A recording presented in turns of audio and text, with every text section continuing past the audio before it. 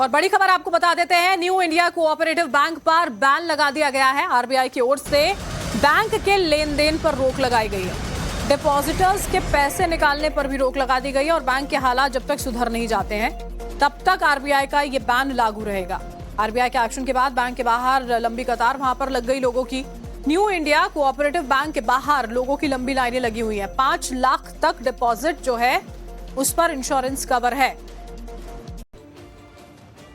और बड़ी खबर आपको बता देते हैं, न्यू इंडिया कोऑपरेटिव बैंक पर बैन लगा दिया गया है। आरबीआई की ओर से बैंक के लेन देन पर रोक लगाई गई है। डिपॉजिटर्स के पैसे निकालने पर भी रोक लगा दी गई है और बैंक के हालात जब तक सुधर नहीं जाते हैं तब तक आरबीआई का ये बैन लागू रहेगा।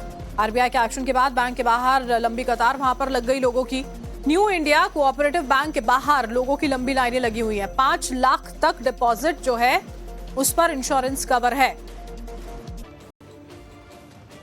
और बड़ी खबर आपको बता देते हैं, न्यू इंडिया कोऑपरेटिव बैंक पर बैन लगा दिया गया है। आरबीआई की ओर से बैंक के लेन देन पर रोक लगाई गई है। डिपॉजिटर्स के पैसे निकालने पर भी रोक लगा दी गई है और बैंक के हालात जब तक सुधर नहीं जाते हैं तब तक आरबीआई का ये बैन लागू रहेगा।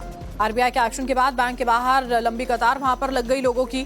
न्यू इंडिया कोऑपरेटिव बैंक के बाहर लोगों की लंबी लाइनें लगी हुई हैं। 5 लाख तक डिपॉजिट जो है उस पर इंश्योरेंस कवर है।